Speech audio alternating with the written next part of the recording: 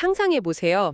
아침에 외출 준비를 하려고 딱 꽉 찬 옷장 문을 열었습니다. 옷걸이마다 셔츠며 재킷이며 바지가 막 빈틈없이 걸려 있고, 심지어 아래에는 안 입는 옷들이 산더미처럼 쌓여 있죠. 근데 그 순간 여러분의 뇌가 딱 정지해 버립니다. 오늘 입을 옷이 진짜 하나도 없네 하고요. 그거 진짜 다들 한 번쯤 겪어보셨을 텐데요. 완전 모순적인 감정이잖아요. 맞아요. 옷이 가장 많은데 입을 옷은 가장 없는 아주 기이한 현상이죠. 자, 이제 이 장면을 여러분의 책상 앞으로 한번 가져와 보겠습니다.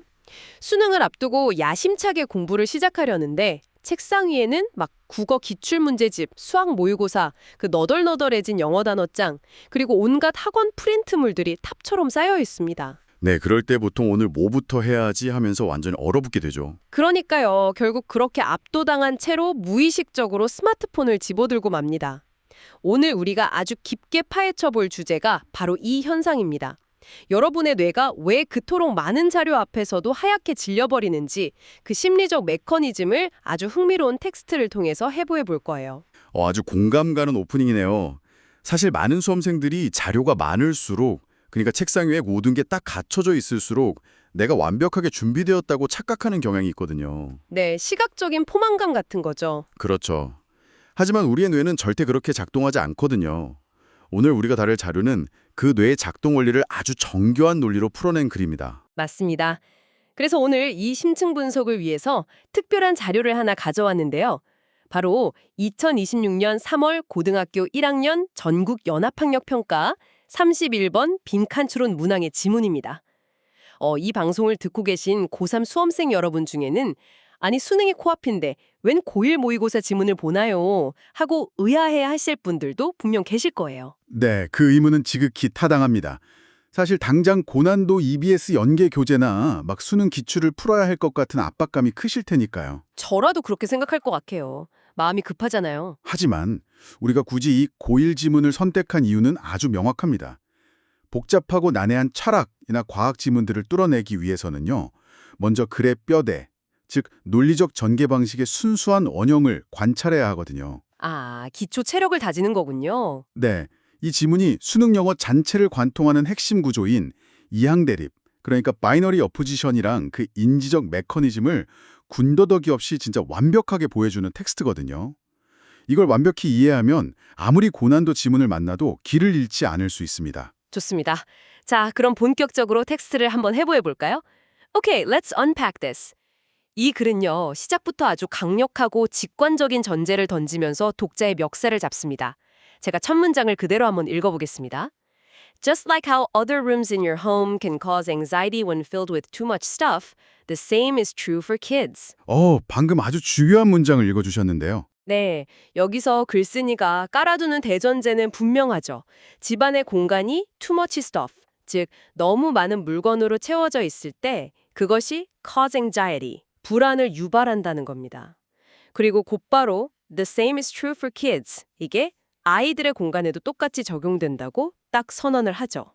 여기서 흥미로운 지점은요.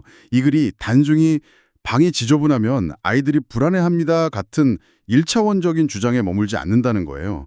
독자의 즉각적인 공감을 확 끌어내기 위해서 아주 시각적인 유추, 즉 애널로지를 사용하거든요. 슬라이드 개요에 나와 있던 그 꽉 찬 옷장의 비유 말씀이시죠? 네, 맞습니다. 지문에 직접 이렇게 등장하죠. This reminds us of how women look in their closets packed full of clothes and think, I have nothing to wear. 수능 영어에서 이런 식의 유추가 등장하면 그 비유되는 대상의 속성이 곧 메인 주제랑 직결된다고 보시면 됩니다. 꽉 찬 옷장이 입을 옷이 없는 역설을 만들듯이 장난감이 꽉 찬 방은 아이들에게 부정적인 영향을 미친다는 맥락을 짚어주는 거군요. 정확합니다. 근데 저는 여기서 약간의 의문이 듭니다. 보통 우리 수험생들 입장에서 생각해보면 무언가 부족할 때 오히려 불안감을 느끼지 않나요? 내일이 당장 시험인데 뭐 요약본이 없다거나 아니면 필기구가 안 보일 때 엄청 불안하잖아요. 그렇죠. 결핍에서 오는 불안이죠. 네, 근데 왜 반대로 물건이 너무 많을 때, 그러니까 투머치 스토프일 때 오히려 불안과 무력감이 찾아오는 걸까요? 바로 그 지점이 이 글이 다루는 심리학적 핵심입니다. 진화 심리학적으로요. 인간의 뇌는 시각적 정보에 매우 민감하게 반응하도록 설계되어 있거든요. 진화 심리학까지 가나요? 재미있네요. 과거 수렵 채집 시절을 상상해 보세요. 우리 조상들의 시야에 들어오는 막 복잡한 요소들은 잠재적인 위협이나 아니면 포식자일 가능성이 아주 높았잖아요. 아, 나뭇잎이 막 흔들리거나 얼룩덜룩한 무늬가 보이면 일단 경계부터 해야 했으니까요. 네, 그러니까 시야에 무언가 가득 차 있다는 것은 뇌 입장에서는 내가 스캔하고 분석해야 할 대상이 무한히 널려 있다는 아주 강력한 경고 신호와 같습니다. 아, 그렇구나. 옷장에 옷이 꽉 차 있거나 아니면 책상에 문제집이 막 산더미처럼 쌓여 있으면 우리의 뇌는 그 수많은 시각적 자극을 하나하나 처리하느라 백그라운드에서 벌써 엄청난 에너지를 소모하기 시작하는 거예요. 와, 듣고 보니 진짜 소름 돋네요. 그러니까 나는 가만히 책상에 앉아만 있다고 생각하지만 사실 뇌는 책상 모서리에 쌓인 수학책, 그 옆에 막 굴러다니는 지우개, 또 덮어놓은 태블릿 화면 이런 걸 끊임없이 인식하고 처리하느라 이미 에너지를 쫙쫙 방전하고 있다는 말씀이군요. 맞아요. 뇌의 작업 기억, 즉 워킹 메모리의 용량은 명확한 한계가 있거든요. 내가 지금 눈앞에 영어 지문에만 집중하고 싶어도 시야에 들어오는 다른 모든 물건들이 그 뇌의 처리 용량을 야금야금 갉아먹는 겁니다. 글쓴이는 이 메커니즘을 아이들의 장난감 방에 빗대어서 아주 완벽하게 설명해냅니다. 그럼 지문이 이 현상을 어떻게 구체적으로 묘사하는지 이어서 한번 보겠습니다. If the play space houses every single toy that has ever been purchased for them since birth. 아, 여기서는 컴마로 이어지네요. They can feel overwhelmed by so much stuff. 네, 태어날 때부터 산 장난감이 바닥에 다 늘어져 있으면 아이들이 감당을 못한다는 거죠. 네, 슬라이드 10장에도 나온 중요한 단어죠. overwhelmed, 즉 압도당하고 만다는 겁니다. 그리고 이어서 이 글의 하이라이트라고 할 수 있는 아주 리듬감 있는 문장이 등장합니다. When there's too much to see, too much to step over, and too much input, kids have a hard time making a choice. 자, 수험생 여러분, 방금 진행자님이 읽어주신 이 문장에 정말 집중해 볼 필요가 있습니다. Too much to see, 볼 것이 너무 많고 Too much to step over, 넘어다녀야 할 장애물이 너무 많고 그리고 이 모든 걸 총칭하는 too much input, 과도한 입력. 이렇게 세 가지 구문이 빵빵빵 연속해서 등장하네요. 네, 상황의 심각성을 막 고조시키는 거죠. 저는 이것을 더 큰 그림, 그러니까 수능 전체의 맥락과 연결해서 깔때기의 원리로 좀 설명하고 싶습니다. 오, 슬라이드 6장에 나왔던 그 깔때기 모형이군요. 네, 우리의 뇌라는 아주 작은 깔때기에 막 수많은 시각적 정보가 한꺼번에 쏟아져 들어오면 어떻게 될까요? 깔때기 구멍은 좁은데 위에서 물을 양동이로 들이붓는다고 생각해 보세요. 당연히 콸콸 막혀버리겠죠. 물이 아래로 매끄럽게 빠져나가지 못하고 위로 다 넘쳐오를 겁니다. 맞습니다. 그것이 바로 심리학에서 말하는 인지적 과부하, 즉 커그니티브 오버로드입니다. 시각적 입력이 너무 많아지면 뇌는 더 이상 그 정보들을 의미 있게 분류하거나 우선순위를 정하지 못하게 돼요. 아, 뇌가 멈춰버리는 거군요. 네, 그 결과로 깔때기가 막혀버리듯이 의사결정 기능이 완전히 마비되는 것이죠. 지문에서는 이 현상의 최종 결과를 have a hard time making a choice라고 아주 직관적으로 표현했습니다. 그게 바로 슬라이드 10장의 핵심 키워드인 indecision, 망설임이나 선택의 어려움이라는 상태에 빠진다는 뜻이네요. 그렇습니다. 이른바 결정 피로라는 상태에 빠지는 거죠. 여기서 정말 흥미로운 구조가 딱 보입니다. 결국 원인과 결과의 명확한 사슬이에요. 시각적 정보가 막 쏟아지는 과도한 인풋, too much input이 원인이 되어서 뇌의 인지적 과부하라는 과정을 거치고 최종적으로는 아무 선택도 내리지 못하는 망설임, 즉 indecision이라는 결과로 뚝 떨어지는 거군요. 맞아요. 수능형으로 출제하시는 교수님들이 가장 사랑하는 논리적 구조가 바로 이 원인과 결과, cause and effect입니다. 아, 인과관계요? 네, 특히 빈칸 추론 문제에서는 이 인과관계의 끝에 있는 결과 부분, 그러니까 결국 아이들이 어떤 상태에 빠지게 되는가, 그 부분을 빈칸으로 뚫는 경우가 압도적으로 많습니다. 아, 원리를 장황하게 설명해 놓고 그래서 결국 어떻게 되는데 이걸 물어보는 거군요. 진짜 꿀팁이네요. 너무 많은 장난감 앞에서 어떤 장난감을 가지고 놀지 몰라 얼어버린 아이. 그리고 너무 많은 문제집 앞에서 뭐부터 공부해야 할지 몰라 결국 유튜브를 켜버리는 수험생. 완전히 쌍둥이 같은 메커니즘입니다. 아주 정확한 비유입니다. 그렇다면 이 답답하고 꽉 막힌 상황을 도대체 어떻게 타개해야 할까요? 글쓴이는 이 문제에 대한 궁극적인 해결책, 즉 자신만의 처방전을 후반부에 아주 강렬하게 제시합니다. 제가 그 문장을 아주 강조하는 톤으로 한번 읽어보겠습니다. Revision helps everyone see what they have and use what they own. 그리고 마침내 이 글의 메인 아이디어가 등장합니다. Streamlining a play space is so important. 방금 힘주어 읽으신 그 두 문장, 그게 바로 이 지문의 결론이자 출제자가 학생들에게 던지고 싶은 가장 강력한 메시지입니다. 근데 저는 여기서 전문가님께 딴지를 좀 걸고 싶어요. 네, 어떤 부분이죠? 방금 읽은 문장에 리비전이라는 단어가 나오잖아요. 보통 우리 수험생들한테 리비전이라고 하면 원고 수정, 아니면 시험 전날 배운 내용을 복습한다는 뜻으로 제일 익숙하거든요. 그렇죠. 교과서에서 그렇게 많이 배우니까요. 네, 근데 장난감방을 리비전 한다는 게 도대체 정확히 무슨 의미인가요? 우리가 물리적인 방을 막 복습할 순 없잖아요. 공간에다 대고 밑줄 칠 수도 없고요. 아주 예리하고 훌륭한 질문입니다. 사실 수험생들이 영어를 공부할 때 가장 많이 빠지는 치명적인 함정이 바로 그거예요. 단어장에 적힌 첫 번째 뜻에만 집착하는 1:1 대응의 오류죠. 단어를 맥락 없이 외우는 버릇이요? 맞아요. 여기서 리비전의 어원을 한번 쪼개서 살펴볼까요? 그러니까 다시란 뜻의 접두사와 vision, 보는 것이 합쳐진 단어입니다. 다시 본다. 리비전이군요. 네, 즉 원래 있던 것을 처음부터 다시 꼼꼼히 들여다보고 불필요한 것을 덜어내어서 본질만 남기는 재구성의 과정을 의미하는 거예요. 글 쓸 때 불필요한 문장이나 수식어를 쫙 지워내는 게 리비전이듯이 이게 공간에 적용될 때는 시각적 소음이 되는 쓸데없는 물건들을 싹 치워버리고 꼭 필요한 것만 남기는 환경의 재설계를 뜻하는 거죠. 와, 불필요한 것을 덜어내고 본질만 남긴다. 그렇게 딱 이해하니까 바로 뒤에 나오는 핵심 단어인 스트림라인이랑 완벽하게 연결이 되네요. 스트림라이닝 a place space. 맞습니다. 아주 자연스러운 연결이죠. 이 스트림라인이라는 단어가 원래 공기 저항이나 물의 저항을 최소화하려고 형태를 유선형으로 만들다, 혹은 복잡한 시스템을 간소화하고 효율화하다 이런 뜻이잖아요. 네, 맞아요. 그래서 이 문맥에서 리비전과 스트림라인은 아주 완벽한 동의어로 기능하는 겁니다. 같은 말을 다르게 표현한 거군요. 그렇죠.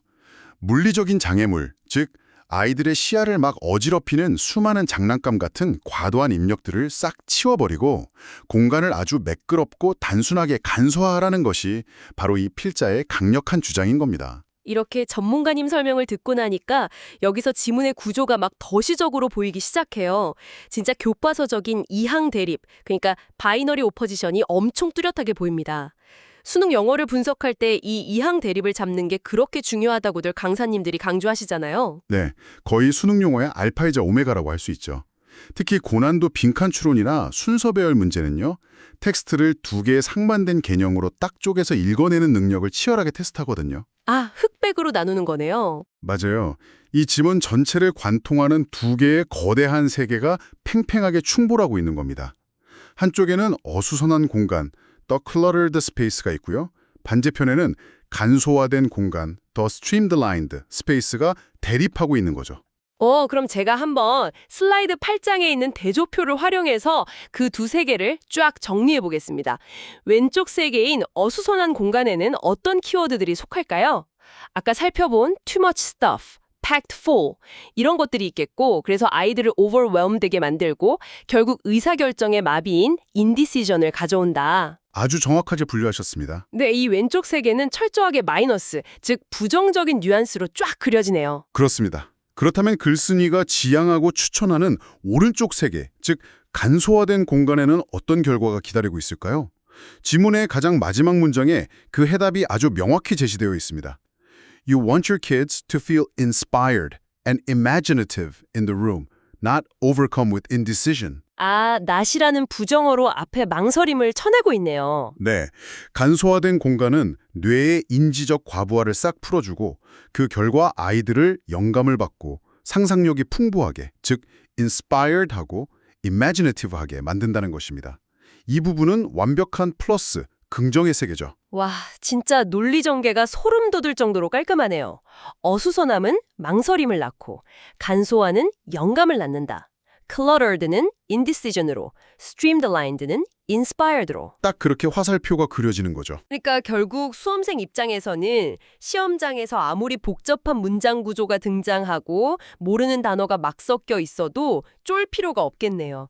필자가 지금 이 개념을 플러스, 즉 긍정적으로 보고 있는지 아니면 마이너스로 비판하고 있는지만 꿰뚫어 본다면 출제자가 파놓은 오답의 함정을 가볍게 뛰어넘을 수 있다는 거군요. 바로 그겁니다.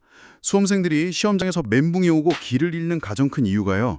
모든 문장을 한국어로 완벽하게 번역하려고 집착하기 때문이거든요. 아, 단어 하나하나 막 조사까지 맞추려고 하잖아요. 네, 근데 수능 영어는 번역 시험이 아니에요. 정보의 방향성을 캐치해야 합니다. 아, 지금 필자가 물건이 많은 상태를 인지적 부담으로 보고 엄청 비판하고 있구나. 그럼 빈칸에 들어갈 해결책은 당연히 덜어내는 거겠구나. 이 흐름만 딱 잡으면 빈칸이 지문 앞이든 중간이든 끝이든 뚫려 있어도 정답은 하나로 딱 수렴하게 되어 있습니다. 와, 정말 명쾌한 솔루션입니다. 자, 오늘 우리는 고1 모의고사라는 어떻게 보면 짧고 평이해 보이는 지문을 통해서 수능의 본질을 꿰뚫는 놀라운 통찰을 얻었습니다. 전체 흐름을 다시 한번 경쾌하게 짚어볼까요? 네, 정리해보죠. 시작은 우리 모두가 고개를 끄덕일 만한 꽉 찬 옷장의 역설이라는 아주 찰떡 같은 비유였죠. 물건이 너무 많으면 불안해진다는 전제였습니다. 그리고 그 이면에는 시각적 정보의 폭탄이 뇌의 처리 용량을 초과해버리는 인지적 과부하 메커니즘이 숨어 있었고요. 그렇죠. 그 깔때기가 막혀버리는 현상 말이죠. 네, 그로 인해서 우리는 이러지도 저러지도 못하는 선택장애, 즉 인디시전에 빠지게 됩니다. 그래서 필자는 공간을 단순화하고 불필요한 것을 덜어내는 스트림라이닝을 궁극적인 해결책으로 딱 제시를 했고 그것이 비로소 우리의 상상력과 영감을 일깨워준다고 결론을 맺었습니다. 아주 완벽하고 깔끔한 요약입니다. 수험생 여러분, 오늘 저희가 목이 터져라 강조했던 overwhelmed, indecision, revision, streamline 같은 키워드들은 단순히 단어장 보면서 뜻만 달달 외우지 마시고요. 그것이 글 속에서 어떤 논리적 인과관계를 형성하면서 맞물려 돌아가는지 반드시 기억하시길 바랍니다. 맞아요. 뼈대를 잡는 게 중요하죠. 네, 이 거시적인 구조적 이해가 여러분의 독해 속도는 물론이고 정답을 고르는 정확도를 비약적으로 끌어올려줄 겁니다. 좋습니다. 오늘 심층 분석을 마무리하면서 저는 여러분의 일상에 특히 오늘 밤 당장 적용해 볼 수 있는 도발적인 생각거리를 하나 딱 던져드리고 싶습니다. 오, 어떤 건가요? 우리는 지금까지 방 안의 장난감이나 책상 위의 문제집 같은 물리적인 공간의 간소화에 대해서만 이야기했습니다. 그렇다면 여러분이 하루 종일 들여다보고 있는 디지털 공간은 과연 어떨까요? 아, 디지털 공간에서의 인지적 과부하. 이거 진짜 흥미롭고 날카로운 접근이네요. 네, 지금 당장 여러분의 태블릿이나 스마트폰 홈 화면을 한번 켜보세요. 폴더 정리도 하나도 안 된 채 여기저기 막 흩어져 있는 수십 개의 앱들. 그리고 다운로드 폴더에 들어가 보면 언젠가 풀겠지, 언젠가 보겠지 하고 쟁여둔 수능 인강 PDF 자료들, 각종 기출문제 모음집들이 파일 이름조차 정리되지 않은 채 수백 개씩 쌓여 있지 않나요? 지금 뜨끔한 학생들 되게 많을 것 같은데요. 어쩌면 여러분이 굳은 결심을 하고 책상에 앉아서 태블릿을 딱 켜는 그 순간 아, 뭐부터 듣지? 하고 멍해지는 그 인디시즌의 상태 있잖아요. 그게 여러분의 의지력이 부족해서나 뇌가 나빠서가 아닐 수 있습니다. 그 정돈되지 않은 엄청난 양의 디지털 쓰레기들이 뇌의 작업 기억을 뒤에서 엄청나게 갉아먹고 있기 때문일지 모릅니다. 디지털 화면에 떠있는 수많은 아이콘과 파일들, 시뻘건 알림 배지들 역시 우리의 시각 피지를 끊임없이 공격하는 투머치 인풋, 과도한 입력이거든요. 우리의 뇌는 물리적인 방의 어수선함과 디지털 화면의 어수선함을 구별하지 못합니다. 둘 다 똑같이 뇌를 지치게 하는 인지적 과부하를 일으키죠. 그렇다면 오늘 밤 당장 여러분의 공부 환경에 이 스트림라이닝의 마법을 쫙 적용해보는 건 어떨까요? 당장 이번 주에 보지 않을 PDF 파일들은 눈에 보이지 않는 아주 깊숙한 폴더로 싹 치워버리고요. 꼭 필요한 학습의 몇 개만 홈 화면 첫 페이지에 덩그러니 남겨두는 겁니다. 아주 훌륭한 실천 방안이네요. 네, 그렇게 불필요한 시각적 소음을 확 덜어낼 때 비로소 여러분의 뇌는 그 끈적한 인지적 과부하에서 벗어나서 진짜 공부를 위한 맑고 투명한 에너지를 뿜어내기 시작할 겁니다. 비워야 비로소 채울 수 있다는 말, 그거 그냥 추상적인 철학이나 명언이 아니라 아주 철저한 뇌과학의 원리라는 점을 꼭 명심하셨으면 좋겠습니다. 네, 덜어냄으로써 얻게 되는 그 날카로운 집중력, 내일 아침 책상에 앉았을 때 여러분도 꼭 한번 경험해 보시길 바랍니다. 자, 오늘 우리가 준비한 깊고 진한 분석은 여기까지입니다. 네, 긴 시간 집중하시느라 고생 많으셨습니다. 넘쳐나는 정보와 끝없는 과제 속에서 매일매일 인지적 과부하와 힘겹게 싸우고 계신 우리 수험생 여러분. 오늘 배운 이 논리의 힘으로 여러분 앞을 가로막은 장애물들을 하나하나 매끄럽게 스트림라인해 나가시길 진심으로 응원합니다. 지금까지 여러분의 지적 호기심을 자극하는 더 딥다이브였습니다.